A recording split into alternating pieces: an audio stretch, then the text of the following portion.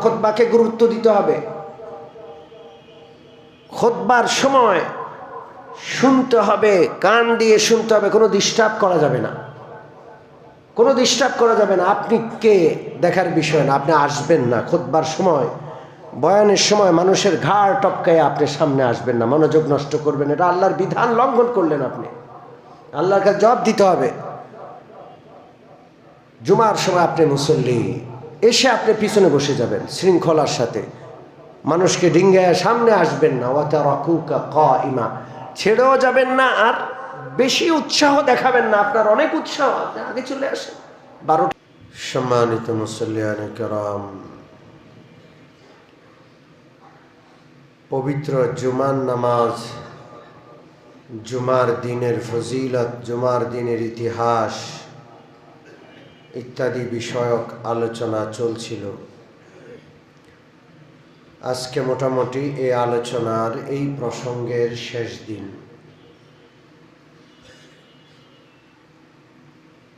জুমার নামাজ কবে থেকে শুরু হলো?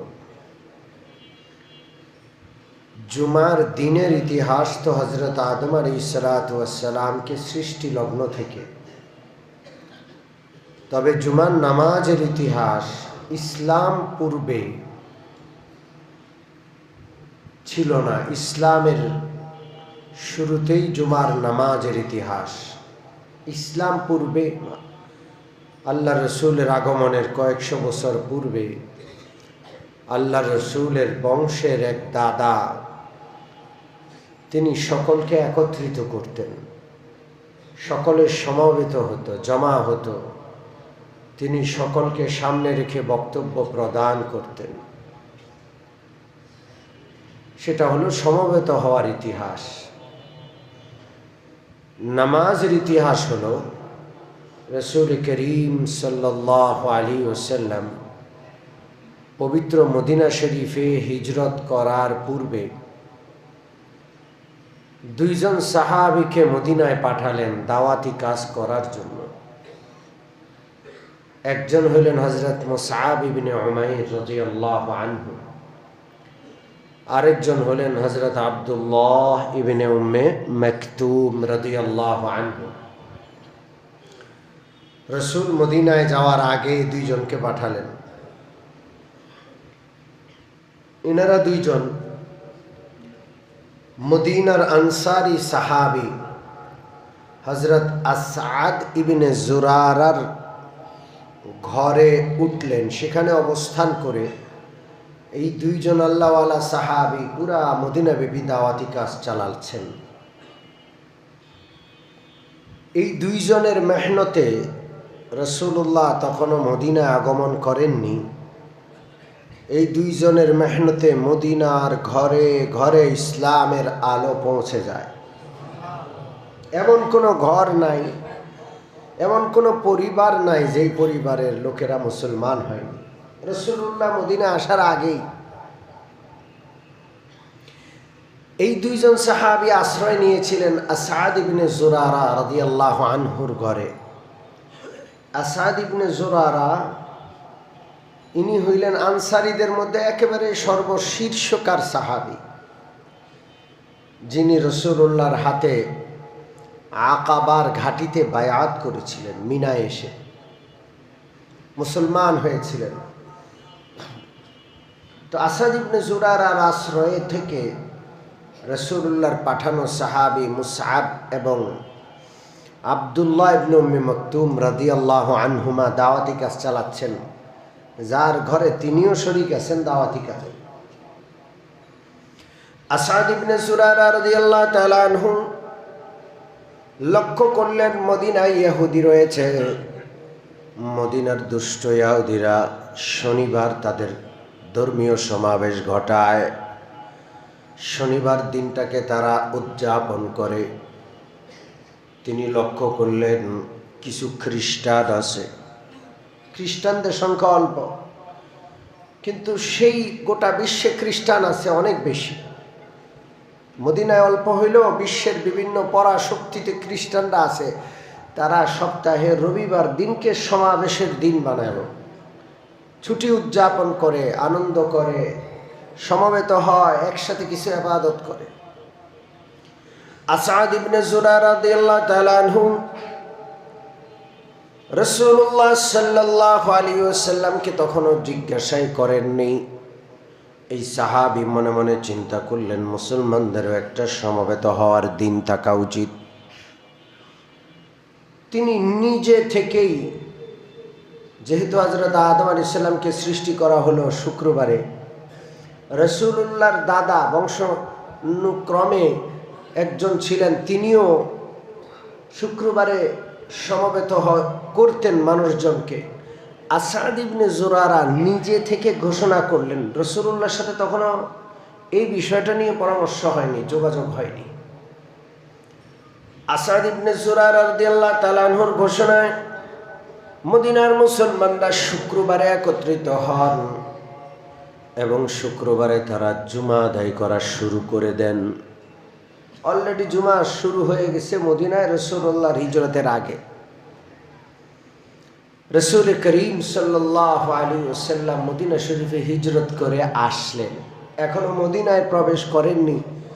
কুবা নামক পল্লীতে তিনি 14 দিন কিংবা আরও কিছু বেশ কম এই সময়টা তিনি কুবা পল্লীতে অবস্থান করলেন এবং কুবায় তিনি একটা মসজিদ প্রতিষ্ঠা করলেন, যেই মসজিদটার নাম মসজিদে কুবা।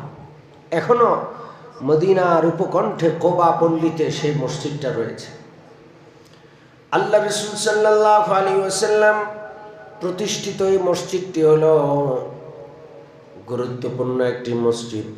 রাসূলুল্লাহ ঘোষণা করেন, যেই ব্যক্তি নিজের ঘর থেকে ওযু করে কুবার মসজিদে গিয়ে 2 রাকাত নামাজ আদায় করবে, সে যেন একটা পূর্ণ উমরা করলো, উমরার সওয়াব আল্লাহ তাকে দান করবেন। মসজিদটা বড় দামি মসজিদ, এই জন্য মদিনায় যারা যায়, হাজার হাজার মানুষ, লক্ষ লক্ষ মানুষ সবাই কুবাতে যায়। কুবাতে গিয়ে নামাজ পড়ে, রাসূলুল্লাহর স্মৃতি বিজড়িত সে কুবা এলাকায় গিয়ে ঘুরে ঘুরে দেখে তারা। 14 দিন কিংবা আরো কিছু বেশি কম রাসূলুল্লাহ কুবায় অবস্থান করলেন। আল্লাহর হাবিব সাল্লাল্লাহু আলাইহি ওয়াসাল্লাম কুবা থেকে আবার মদিনার পথে রওনা করলেন। 3 কি 3.5 মাইল দূরত্ব কুবা থেকে মদিনার। যেই দিন কুবা থেকে সকালবেলায় রওনা করলেন, কুবার মদিনার মাঝখানে একটা এলাকা আছে, নাম হলো বনু সালমা গোত্রের এলাকা। ওই জায়গায় যখন আসলেন, দুপুর হয়ে গেল, সূর্য মাথার উপর থেকে পশ্চিম দিকে ঢলে গেল। রাসূলুল্লাহ সাল্লাল্লাহু আলাইহি ওয়াসাল্লাম সেখানে অবস্থান করছেন। হাজার হাজার মদিনার সাহাবী রাসূলুল্লাহর সাথে আছেন। ওই বনু সালামা পল্লীতে রাসূলুল্লাহ মদিনায় প্রবেশ করার আগেই প্রথম জুমার নামাজ রাসূলুল্লাহ কায়েম করলেন। এটা হলো ইসলামের ইতিহাসে রাসূলুল্লাহর প্রথম জুমা। অর্থাৎ এতদিন আসাদ ইবনে জুরারা রাদিয়াল্লাহু তাআলা আনহু যেই জুমা চালু করেছিলেন, সেটাকে স্বয়ং রাসূলুল্লাহ আল্লাহ রাব্বুল আলামিনের নির্দেশে সমর্থন করলেন এবং সেটাকে বাস্তবায়ন করে দিলেন। জুমার নামাজ আদায় হলো। ইতিহাসের সর্বপ্রথম জুমা কোনো নবী পড়াচ্ছেন। রাসূলুল্লাহ সাল্লাল্লাহু আলাইহি ওয়াসাল্লাম সেই জুমাতে ইতিহাসের সর্বপ্রথম খুতবা মিম্বর থেকে রাসূলুল্লাহ ঘোষণা করলেন, সর্বপ্রথম ভাষণ দিলেন। কিন্তু আজব সেই ভাষণে মক্কাবাসীদের কোনো বদনামি নাই। 13টা বৎসর মক্কার লোকেরা এমন কোনো নির্যাতন নাই যেটা রাসূলুল্লাহকে করেননি। ওই নির্যাতনে অতিষ্ঠ হয়ে রাসূলুল্লাহ মক্কা ছেড়ে, নিজের মাতৃভূমি ছেড়ে চিরকালের জন্য মদিনায় আসলেন। 13 বছরের কত দুঃখ, কত কষ্ট, কত স্মৃতি। ওই খুতবাতে একটা বাক্য সেই সম্পর্কে কোনো অভিযোগ রাসূলুল্লাহর ছিল না। রাসূলুল্লাহ শুধু প্রশংসা করছেন কার? আল্লাহ। জোরে বলেন কার? প্রথম জুমা বনু সালামা গোত্রের সে এলাকাটি দিয়ে সে পল্লীতে রাসূলুল্লাহ কায়েম করলেন। আল্লাহর হাবিব সাল্লাল্লাহু আলাইহি ওয়াসাল্লাম যেই জায়গাটাকে প্রথম জুমা আদায় করলেন, পরবর্তীতে সেই জায়গাটাতে একটা মসজিদ নির্মাণ হলো। ওই মসজিদটার নাম হলো মসজিদুল জুমা। কি নাম জোরে বলেন? মসজিদুল জুমা। এখনো আছে। আপনার মদিনা শরীফ থেকে কোবার দিকে পায়ে হেঁটে যাওয়ার জন্য একটা পেডেস্টাইন ওয়ে আছে, পায়ে হেঁটে যাওয়া যায়। সকালবেলায় অনেক সুন্দর পরিবেশ, গাছ গাছালি দিয়া বোঝাই যায় না এটা মরুভূমির দেশ, এত সুন্দর করে ফেলেছে। হেঁটে হেঁটে মসজিদে নববী থেকে, মসজিদে নববীর কেবলার ডান দিক কোণা থেকে একটা একবারে পেডেস্টাইন ওয়ে মসজিদে কোবা পর্যন্ত করে দেওয়া হয়েছে। সেই পথে হেঁটে হেঁটে গেলে মসজিদে কোবার আধা মাইল আগে সেই মসজিদুল জুমাটা পড়ে, রাস্তার বাম পাশে, যাওয়ার সময় বাম পাশে।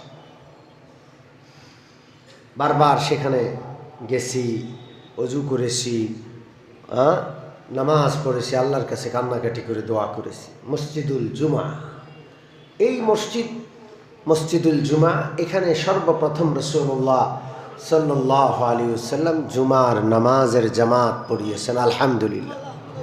এরপর যখন মদিনায় আসেন, এরপর থেকে আর জুমা বন্ধ নাই। এই পর্যন্ত প্রত্যেক শুক্রবারে জুমার দিনে গোটা বিশ্বের মুসলিম জুমার নামাজ আদায় করছে, আলহামদুলিল্লাহ। জুমার নামাজের কিছু ভিন্নতা আছে। আল্লাহ রাসূল সাল্লাল্লাহু আলাইহি ওয়াসাল্লাম জুমার নামাজ পড়িয়েছেন, সেখানে একটা আজান ছিল। জোরে বলেন কয়টা? রাসূলুল্লাহ মিম্বরে বসার পরে খুতবা দেওয়ার আগ মুহূর্তে যে আজানটা, সেটাই ছিল। প্রত্যেক নামাজের যেমন একটা আজান, জুমার নামাজেরও কয়টা আজান ছিল? একটা। রাসূলুল্লাহর যুগেও একটাই আজান ছিল। খুতবার জন্য মিম্বরে বসতেন, মুয়াজ্জিন আজান দিতেন। সমস্ত সাহাবায়ে কেরাম মুসল্লিরা এর আগেই মসজিদ ভর্তি হয়ে বসে যেত। রাসূলুল্লাহর ইন্তেকাল হয়ে যায়।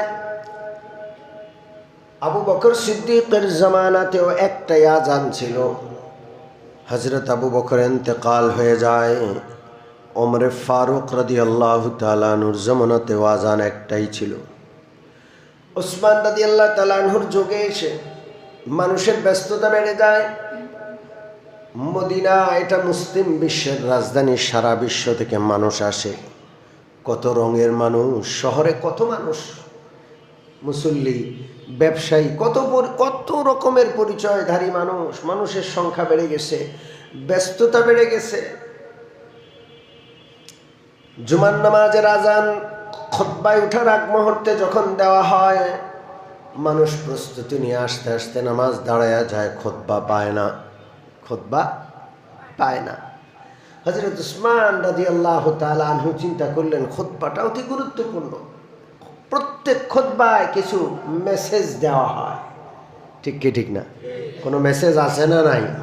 গোটা বিশ্বের মুসলমানদের কাছে খুতবায় একটা মেসেজ দেওয়া হয়, যে কোনো একটা মেসেজ। আল্লাহর বিধানের কথা, রাসূলুল্লাহর সুন্নাহর কথা, ইসলামের সভ্যতা সংস্কৃতি, গোটা জীবন ইসলাম দ্বারা পরিচালনা করতে হবে, এই সমস্ত হাজারো মেসেজ থাকে। এই জন্য হযরত ওসমান রাদিয়াল্লাহু তাআলা আনহু জুমার নামাজের মিম্বরে ওঠার সময়, খুতবার সময় যে আজান, সেই আজানের পূর্বের আরেকটা আজান অবধারিত করে দিলেন, হুকুম দিয়ে দিলেন, এখন থেকে জুমার নামাজের মূল আজান ওইটাই হবে, যেটা জুমার আগে দেওয়া হবে। আর খুতবার আজানটা যেন সবাই খুতবার জন্য প্রস্তুতি নেয়, সে উদ্দেশ্যে হবে। হযরত ওসমান এই নির্দেশনা জারির সময় সমস্ত সাহাবায়ে কেরাম বেশিরভাগ জীবিত ছিলেন। তিনি একজন খলিফায়ে রাশেদ, রাসূলুল্লাহর পরে 4 জন রাসূলুল্লাহর খলিফা, তিনি তার মধ্যে তৃতীয় অন্যতম খলিফা। কেউ বিরোধিতা করেন নাই, সবাই মেনে নিয়েছেন। আর রাসূলুল্লাহ সাল্লাল্লাহু আলাইহি ওয়াসাল্লাম এর একটা হাদিস আছে, আবু দাউদ এবং ইবনে মাজাহ শরীফে রয়েছে, আলাইকুম বিসুন্নতি ওয়া সুন্নাতিল খুলাফাইর রাশিদিনাল মাহদিয়িন। নবীজি বলছেন, ও আমার উম্মতি, আমার সুন্নত তোমাদের পালন করতে যেমন হবে, আমার খোলাফায়ে রাশিদিন যদি তোমাদেরকে কোনো নির্দেশনা দেয় সেটাও সুন্নাহ। আমার সুন্নাহটা যেমন সুন্নাহ, তাদের সুন্নাহটাও সুন্নাহ, তোমরা সেটাকেও পালন করবা। এই জন্য দ্বিতীয় আজানটা হযরত ওসমান রাদিয়াল্লাহু তাআলা আনহুর সুন্নাহ, গোটা উম্মাহ মেনে নিয়েছে। রাসূলুল্লাহর সুন্নাহর মতোই এটা গুরুত্বপূর্ণ। কেউ যদি অস্বীকার কেউ যদি অস্বীকার করে, সে যেন রাসূলুল্লাহর এই বাণীকে অস্বীকার করল, গুনাহ হবে। এর আরো অনেক নজির আছে, একটা নজির দিই। সারা জীবনে রাসূলুল্লাহ তারাবির জামাত মাত্র 3 রাত করেছেন। কয় রাত? রমজানের কয়টা রাত? 3 রাত। এরপরে রাসূলুল্লাহ আর তারাবির জামাতই করেন নাই। হযরত আবু বকর সিদ্দিক রাদিয়াল্লাহু তাআলা আনহুর যুগ তারাবির জামাত ছিল না। এশার নামাজ শেষ তারাবি নিজে নিজে সবাই পড়তো। হযরত ওমরে ফারুক রাদিয়াল্লাহু তাআলা আনহুর যুগে মুসলমানরা একা একে তারাবি পড়ে, 3-4 জন মিলে জামাত করে। মসজিদের আশেপাশে অনেক জামাত হয়। হযরত ওমর রাদিয়াল্লাহু তাআলা আনহু একজন ইমাম ঠিক করলেন, হযরত উবাই ইবনে কাব, আর সকলকে নির্দেশ দেন যে আজকে থেকে তারাবির জামাত হবে। ফরজ নামাজের জামাত যেমন এক ইমামের পিছনে মসজিদে পড়ো, তারাবি আর একা একা নামাজ পড়লে হবে না, জামাতে ইমামের পিছনে পড়তে হবে। রাসূলুল্লাহ জামাত 3 দিন করেছেন, এরপরে আর করেননি। নিয়মিত তারাবি ইমামের পিছনে মসজিদে আদায় করা হযরত ওমরের নির্দেশে, হযরত ওমরের যুগ থেকে এটা চালু হয়েছে। এটা সুন্নাতুল খুলাফায়ে রাশিদিন, খলিফায়ে রাশিদ ওমরের সুন্নাহ। এটা পালন করতে হবে। এটা যে অস্বীকার করবে সে ইসলামকে অস্বীকার করার মতোই অপরাধ করবে। ঠিক কি ঠিক না? এর সাথে সাথে তারাবির নামাজ 20 রাকাত। কয় রাকাত? জোরে বলেন। রাসূলুল্লাহ মাত্র 3 দিন নামাজ পড়িয়েছেন। কেউ কেউ রাকাত নিয়ে যখন ইখতিলাফ শুরু করলো, মতবিরোধ শুরু করলো, হযরত ওমর রাদিয়াল্লাহু তাআলা আনহু 20 রাকাতের ফয়সালা করে দিলেন। তারাবি 20 রাকাত পড়তে হবে। হযরত ওমরের চেয়ে রাসূলুল্লাহর কাছের মানুষ আবু বকর তো নাই, ওমরের চেয়ে রাসূলুল্লাহর নিকটতম মানুষ আর তখন নাই। অন্যান্য সাহাবীরা হযরত ওমরের ফয়সালা মেনে নিলেন, কারণ হযরত ওমর সবচাইতে বেশি কাছে থেকে দেখেছেন রাসূলুল্লাহ যে 3 দিন তারাবি পড়িয়েছেন, সেই 3 দিন কয় রাকাত পড়িয়েছেন? 20 রাকাত। জোরে বলেন, কয় রাকাত?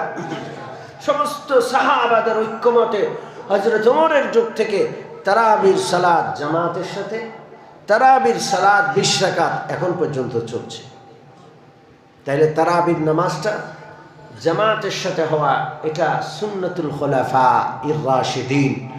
তারাবির নামাজ 20 রাকাত, এটা হযরত ওমরের নির্দেশে রাসূলুল্লাহ নিশ্চয় করছেন। হযরত ওমর নিজে থেকে সংখ্যা বানাবেন, কল্পনা করা যায়? কথা কয় না, জোরে বলেন, কল্পনা করা যায়? আর হযরত ওমর যদি নিজে থেকে বানান, নাউজুবিল্লাহ, হতেই পারে না। অন্য সাহাবীরা মেনে নিবেন, কল্পনা করা যায়? বলেন না। না, সমস্ত সাহাবীরা যেহেতু মেনে নিয়েছেন, তাহলে বোঝা গেল নিশ্চয়ই আল্লাহর পক্ষ থেকে 20 রাকাতই ছিল। যাই হোক, তো জুমার নামাজের প্রথম আজান যেটা এখন হয়, এটা হযরত ওসমান রাদিয়াল্লাহু তাআলা আনহুর যুগ থেকে। মনে থাকবে ইনশাআল্লাহ। জুমার নামাজে খুতবা, অন্য কোনো নামাজে খুতবা নাই। ঈদের নামাজে খুতবা, জুমার নামাজের খুতবাটা প্রথম ঈদের নামাজের মতো নামাজের পরে হতো। ঈদের নামাজ আগে, খুতবা পরে, ঠিক কি ঠিক না? জুমার নামাজের খুতবাটাও নামাজ আগে পরে খুতবা হতো। একদিন আল্লাহ রাসূল সাল্লাল্লাহু আলাইহি ওয়াসাল্লাম জুমার নামাজের ইমামত করে, জুমার নামাজ আদায় শেষ করে যখন খুতবা দিচ্ছিলেন, রাসূলুল্লাহর উপস্থিতিতে খুতবা দিচ্ছেন নবীজি মিম্বরে, এমন সময় বাজারে একদল ব্যবসায়ী এসেছে। ব্যবসায়ীরা এসে সেখানে ব্যবসার ঘোষণা করতে শুরু করলো। সেই যুগে, কত আগের যুগ, দপ বাজিয়ে, দপ বলা হয় ঢোলের এক পাশ আছে আর এক পাশ নাই, ঢোলের 2 পাশ থাকলে ঢোল, কথা কি বুঝেন? আর দফের কয় পাশ থাকে? এক পাশ। এমনি হাত দিয়ে ধরে এমনি এমনি করে বাজাইতো। আরবে এখনো আছে দপ। তো দপ বাজিয়ে তারা কোনো ঘোষণা করতো, বাজারে কি করতো, তখন মাইক ছিল না, ঘোষণা করতো দপ বাজিয়ে। রাসূলুল্লাহ খুতবা দিচ্ছেন, সাহাবারা মুসল্লিরা খুতবা শুনছেন, নামাজ শেষ খুতবা শুনছেন, এমন সময় দপ বাজিয়ে ব্যবসায়ীরা ঘোষণা করলো বিরাট এক কাফেলা আসছে, অমুক জিনিস এই মুহূর্তে যারা কিনবে এত এত এত এত এত তাদেরকে কি দেওয়া হবে, ছাড়, মূল্য ছাড় দেওয়া হবে। এই ঘোষণা যখন আসলো, অনেক সাহাবী যারা বুঝেন নাই বিষয়টা আসলে কি, তারা মনে করেছিলেন নামাজ তো হয়েই গেছে, এখন একটু খুতবা নাইলে চলছে, অসুবিধা কি। তারা পণ্যের জন্য তাড়াতাড়ি করে মসজিদ ছেড়ে বের হয়ে যান। মসজিদের সামান্য কিছু মুসল্লি রয়ে যায়, কোনো কোনো বর্ণনায় আছে 12 জন রয়ে যান আর বাকি সবাই চলে যায়। ওয়া তারাকুকা কাইমা, সূরা জুমাতে এই ঘটনার ইশারা আছে। ইয়া আইয়ুহাল্লাযীনা আমানু ইযা নুদিয়া লিস-সালাতি মিন ইয়াউমিল জুমআতি ফাসআউ ইলা যিকরিল্লাহি ওয়া যারুল বাই', যালিকুম খায়রুল লাকুম ইন কুনতুম তা'লামুন। হে মুমিন মুসলমানগণ, যখন জুমার নামাজের জন্য আজান দেওয়া হয়, তোমাদেরকে ডাকা হয়, সব ব্যবসা বাণিজ্য কাজ কাম সব পিছনে ছুড়ে ফেলে জুমার দিকে দৌড়াও, এটা তোমাদের জন্য কল্যাণকর। ব্যবসার মধ্যে কল্যাণ নাই, অন্য কোনো কাজে অকল্যাণ আর অকল্যাণ, এখন শুধু জুমার দিকে দৌড়ানোর মধ্যেই কল্যাণ, তোমরা যদি বুঝতে। فإذا قضيت الصلاة فانتشروا في الأرض وابتغوا من فضل الله। নবীজির আল্লাহ রাব্বুল আলামিন নির্দেশ দিচ্ছেন, যখন নামাজ শেষ হয়ে যায়, ফান্তাশিরু ফিল আরদি, এতক্ষণ পর্যন্ত জুমার নামাজে ছিল, এখন তুমি কামাই রোজগারের জন্য ছড়িয়ে পড়ো। ওয়াবতাগু মিন ফাদলিল্লাহ ওয়াযকুরুল্লাহা কাসীরা, তবে দুনিয়ার ব্যবসা বাণিজ্য কামাই রোজগারে লাগলেও ওয়াযকুরুল্লাহা কাসীরা, সেই সময় আল্লাহকে অনেক বেশি স্মরণ করো, কারণ এগুলো ধোঁকা। যদি আল্লাহর স্মরণ না থাকে ব্যবসার মধ্যে ভেজাল ঢুকবে, আল্লাহর স্মরণ না থাকলে খাদ্যে ভেজাল ঢুকবে, আল্লাহর স্মরণ না থাকলে হালালের মধ্যে হারামের মিশ্রণ, ঘুষ আর সুদের মিশ্রণ ঢুকে যাবে। এই জন্য ওয়াযকুরুল্লাহা কাসীরান, খুব বেশি আল্লাহর জিকির করতে হবে। ব্যবসায়ীরা যেন ব্যবসা করার সময় জিকির বাদ না দেয়, খুব বেশি জিকির স্মরণ করতে হবে কাকে, আল্লাহ। وَإِذَا رَأَوْا تِجَارَةً أَوْ لَهْوًا انفَضُّوا إِلَيْهَا وَتَرَكُوكَ قَائِمًا। এই ঘটনা, ও নবীজি, আপনার উপস্থিত মুসল্লিরা আপনি খুতবা দিচ্ছিলেন, এমন সময় একদল ব্যবসায়ীর আওয়াজ শুনে তারা আপনাকে পিছনে ফেলে রেখে তারা চলে যায়। ওয়া তারাকুকা কাইমা, তারা বুঝতে পারে নাই, মনে করছে নামাজ যেহেতু হয়ে গেছে, খুতবার তেমন কি, বের হয়ে চলে গেছে। এটা ঠিক করে নাই। রাসূলুল্লাহ সাল্লাল্লাহু আলাইহি সাল্লাম নারাজ হয়েছেন। সেই দিন রাসূলুল্লাহ মিম্বর থেকে নেমে বললেন, এই যে 12-13 জন তোমরা যারা ছিলা, তোমরা আজকে মদিনাবাসীকে বাঁচায়া দিলা। তোমরা যদি সকলেই চলে যেতে, আমি একা রয়ে যেতাম, তাহলে আজকে মদিনা আযাবে আল্লাহ ভরপুর করে দিতেন, আযাব নাযিল করতেন। এই জন্য খুতবাকে গুরুত্ব দিতে হবে। খুতবার সময় শুনতে হবে, কান দিয়ে শুনতে হবে, কোনো ডিস্টার্ব করা যাবে না, কোনো ডিস্টার্ব করা যাবে না। আপনি কে দেখার বিষয় না, আপনি আসবেন না খুতবার সময়, বয়ানের সময় মানুষের ঘাড় টপকায় আপনি সামনে আসবেন না, মনোযোগ নষ্ট করবেন, এটা আল্লাহর বিধান লঙ্ঘন করলেন। আপনি আল্লাহর কাছে জবাব দিতে হবে। জুমার সময় আপনি মুসল্লি, এসে আপনি পিছনে বসে যাবেন শৃঙ্খলার সাথে, মানুষকে ডিঙ্গায় সামনে আসবেন না। ওয়া তারাকুকা কাইমা, ছেড়েও যাবেন না, আর বেশি উৎসাহ দেখাবেন না। আপনার অনেক উৎসাহ, আপনি আগে চলে আসেন, 12টায় চলে আসেন, 11টায় চলে আসেন, সবার আগে যাওয়ার উৎসাহ, আর সবার পরে সেই সবাইকে ডিঙ্গায় আগে যাবেন কেন? এটা করবেন না কেউ। রাসূলুল্লাহ সাল্লাল্লাহু আলাইহি ওয়াসাল্লাম ওই জুমা, যেই জুমাতে এই আয়াত নাজিল হলো, ওয়া তারাকুকা কায়মা, আপনাকে দাঁড়ানো অবস্থায় মিম্বরে রেখে সব আপনাকে ফেলে রেখে চলে যায়, এই আয়াত যেই জুমার ব্যাপারে নাজিল হলো, সেই জুমার পর থেকে খুতবাটাকে রাসূলুল্লাহ আগাইয়া নিয়ে আসলেন। সেই সময় থেকে নামাজের আগে খুতবা। এখন খুতবা নামাজের আগে না পরে? জোরে বলেন। জুমার নামাজের খুতবাটা জুমার নামাজের পূর্বে। মনে থাকবে ইনশাআল্লাহ। খুতবাকে অনেক গুরুত্ব দিব। অনেকে মনে করে খুতবার সময় এখন একটু ভালো করে জিমাই, বসে বসে জিমায়। আপনি না বুঝলেও দুই চোখ মেলে তাকায়া থাকবেন, যেন আপনি বুঝছেন, আপনি যেন সেটাকে গ্রহণ করছেন। মনে থাকবে ইনশাআল্লাহ। আর খুতবার বিষয়বস্তুগুলো খুতবার আগে সাম্প্রতিক বা গুরুত্বপূর্ণ বিষয় বা মেসেজগুলো মিম্বর থেকে দেওয়া হয়। অতএব মিম্বরের বয়ানটাকেও অনেক গুরুত্ব দিব। রাজি আছি ইনশাআল্লাহ? জোরে বলেন রাজি আছি। প্রত্যেক জুমার নামাজ, জুমা এটার পূর্ণাঙ্গ অর্থ, এই নামটার পূর্ণাঙ্গ ফায়দার উপকারিতা যদি আপনাকে পাইতে হয়, তাহলে বয়ান শুনতে হবে। ঠিক কি ঠিক না?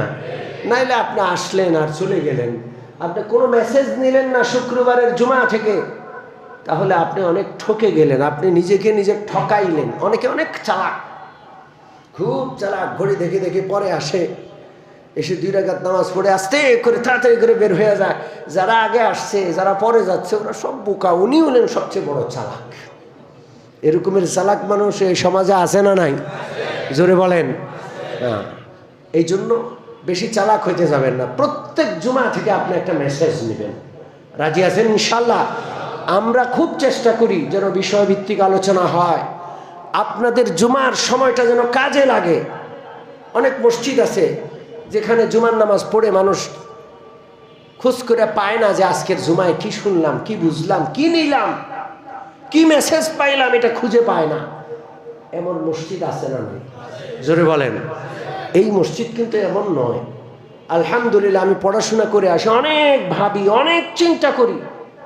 সারা সপ্তাহ জুমার জন্য আমার চিন্তা থাকে, আমি জুমায় কি বলবো, কিভাবে বলবো, কোন কথাটা বলবো। আমি যতটা পড়াশোনা করি এর চেয়েও বেশি গোছাই, এর চেয়েও বেশি চিন্তা করে সেটাকে তরতিব দেই, শৃঙ্খলার মধ্যে নিয়ে আসি যে এই কথাগুলো এইভাবে উপস্থাপন করা লাগবে।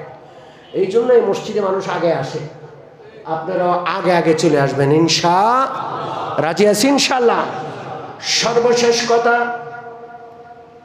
জুমার নামাজের দিন, জুমার দিন আল্লাহ রাব্বুল আলামিনের নবী একটা সূরা পাঠ করতে বলেছেন। ওই সূরাটার নাম হইল সূরাতুল কাহাফ। জোরে বলেন কি নাম? জোরে বলেন কি নাম? সূরাতুল কাহাফ। বড় দামি সূরা। 15 নম্বর পারার মাঝামাঝি থেকে 16 নম্বর পারার প্রথম 1/4 প্রায় 1.25 পারা। এই সূরাটা প্রায় 1.25 পারা ব্যাপী রয়েছে। জুমার দিন যে ব্যক্তি এই সূরাটা পড়বে, আল্লাহ তাআলা তার জন্য আরেক জুমা পর্যন্ত গোটা সময়টা নূর ভরে দিবেন, নূর। আল্লাহু আকবার। তার ওই সপ্তাহটা আলোকিত সপ্তাহ। কি সপ্তাহ? জোরে বলেন। আলোকিত সপ্তাহ। আপনি আপনার এই সপ্তাহটাকে আলোকিত বানাতে চান? আপনার পা থেকে নিয়ে আসমান পর্যন্ত শুধু নূর আর নূরে ডুবে থাকতে চান? সূরাতুল কাহাফ তেলাওয়াত করবেন। রাজি আছেন ইনশাআল্লাহ? খুব ভালো করে মনে রাখবেন, বৃহস্পতিবারে সূর্য ডুবার পর থেকেই জুমার দিন শুরু হয়ে যায়। গত রাতটা কি রাত ছিল? জুমার রাত। জোরে বলেন কি রাত? জুমা। একেবারে গতকাল মাগরিবের সময় থেকে নিয়ে আজকে সূর্য ডুবা পর্যন্ত পুরা 24 ঘন্টা সময় আপনার সূরা কাহাফের রয়েছে। এক বসায় পড়াও জরুরি না। বারবার বসলেন, প্রথম বসলেন 5 পৃষ্ঠা পড়লেন, একটু উঠে গেলেন, 2 পৃষ্ঠা পড়লেন, আবার এসে আস্তে আস্তে পড়েও আপনি শেষ করতে পারেন। যদি জুমার নামাজের দিন অর্থাৎ জুমার দিন আপনি সূরা কাহাফ তেলাওয়াত করেন, তাহলে গোটা সপ্তাহটা আপনার আলোকিত সপ্তাহ, আপনি আলোকিত মানুষ। অন্য বর্ণনায় আছে জুমার নামাজের দিন সূরাতুল কাহাফের প্রথম কয়েকটা আয়াত তেলাওয়াত করলে আল্লাহ রাব্বুল আলামিন ওই বান্দাকে দাজ্জালের ফিতনা থেকে হেফাজত করবেন। ঠিক কি ঠিক না? দাজ্জাল একটা দুষ্ট, সে আসবে কিয়ামতের আগে। তার আশার পরিবেশ সৃষ্টি করছে দাজ্জালের বাহিনী, চালাক চামুন্ড যারা পৃথিবীতে আছে, ইহুদি আর খ্রিস্টান, জমিনটাকে জুলুমে ভরে দিচ্ছে। কিসে ভরে দিচ্ছে? জমিনটাকে অন্যায় অবিচারে ভরে দিচ্ছে। বিচারের বুলি আড়াবে, মানবাধিকারের বুলি আড়াবে, আর গোটা জমিনে মানবাধিকার লঙ্ঘন করবে, ধ্বংস করবে, মাটির সাথে মিশাবে। ঠিক কি ঠিক না? জোরে বলেন। এটা চলছে না? চলছে না? এই দুষ্টগুলো হইল বিশ্বব্যাপী দাজ্জালের বাহিনী। তারা দাজ্জাল পৃথিবীতে আসবে এর জন্য ক্ষেত্র প্রস্তুত করছে, পরিবেশ তৈরি করছে। আপনি নিজেকে বাঁচাতে হলে সূরা কাহাফ পড়বেন। আপনাকে বাঁচাবেন কে? আপনাকে আলোকিত মানুষ বানাবেন। প্রত্যেক জুমায় খুতবার মাধ্যমে যেমন আমরা মেসেজ পাই, এই সূরার মাধ্যমে একটা মেসেজ প্রত্যেক জুমা থেকে নেওয়ার জন্য আল্লাহর রাসূল এই সূরাটা তেলাওয়াত করতে বলেছেন। সে মেসেজটা হইল দ্বীন ঈমানের হেফাজত। সূরাতুল কাহাফ, কাহাফ মানে গুহা, পাহাড়ের গুহাকে কাহাফ বলে, পাহাড়ের গুহা। এই সূরায় কয়েকজন যুবকের আলোচনা আছে যারা নিজের ঈমান ইসলামকে হেফাজত করার জন্য এলাকা, দেশ, গোত্র, আত্মীয় স্বজন, সুযোগ সুবিধা সব ত্যাগ করে হিজরত করে গুহায় গিয়ে আশ্রয় নিয়েছে। কোথায়? জোরে বলেন। প্রত্যেক শুক্রবারে সূরা কাহাফের মেসেজটা বান্দা যেন মনে করে যে আমার সবচেয়ে দামি সম্পদ ঈমান। আমি এই এলাকায় আছি, এই ঘর, এই বাড়ি, এই ব্যবসা বাণিজ্য আমার সব গোছানো, এই সব কিছু ঠিক থাকবে যদি ঈমানটা ঠিক থাকে। যদি কখনো ঈমানে নাড়া পড়ে, সব পিছনে ফেলে গুহাবাসী যুবকের মতো আমিও সব ত্যাগ করে চলে যাব। যেখানে ঈমানের হেফাজত হয় সেখানে আমাকে চলে যেতে হবে, প্রয়োজনে কোনো দুর্গম পাহাড়ে গিয়ে আশ্রয় নিব। এটা প্রত্যেক জুমার মেসেজ। রাজি আছি ইনশাআল্লাহ? জুমার দিনের আরেকটা গুরুত্বপূর্ণ আমল বলে আজকে শেষ। সেটা হলো জুমার দিন ফজরের নামাজে রাসূলুল্লাহ সাল্লাল্লাহু আলাইহি ওয়াসাল্লাম 2টা সূরা পাঠ করতেন। কয়টা সূরা? জোরে বলেন। একটা হইল প্রথম রাকাতে, ফজরের নামাজের প্রথম রাকাতে সূরাতুস সাজদা। কোন সূরা? সূরাতুস সাজদা। জুমার দিন ফজরের নামাজের দ্বিতীয় রাকাতে পড়তেন সূরাতুদ দাহার, 29 নম্বর পারা। সাজদা এটা হলো 21 নম্বর পারায়। সূরাতুদ দাহার 29 নম্বর পারার সর্বশেষ সূরার আগের সূরা। ফজরের নামাজে রাসূলুল্লাহ নিয়মিত এটা পড়তেন। যদি সময় থাকে, সুযোগ থাকে, হারামে কিন্তু পড়ে, হারাম শরীফে পড়ে। আমার মসজিদে আমি পড়ি। একান্ত শরীর খারাপ না থাকলে বাদ দেই না।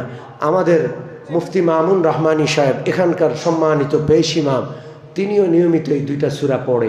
এটা কিন্তু সুন্নাহ। এটা কি? জোরে বলেন। সম্মানিত মুসল্লিয়ানে কেরাম, জুমার দিনের ইতিহাস, জুমার ফজিলত, এই সবগুলো নিয়ে সংক্ষেপে এই 3-4 জুমাব্যাপী আলোচনা করা হলো। মনে রাখবো তো ইনশাআল্লাহ? আমল করব তো? আল্লাহ যেন সুন্দর, প্রতিটা জুমা যেন সুন্দর জুমা বানাতে পারি, সুন্দর করে কাটাতে পারি, তৌফিক আল্লাহ আমাদের দান করে। জোরে বলে আমিন। একটা ঘোষণা, আমাদের লালবাগের ঐতিহ্য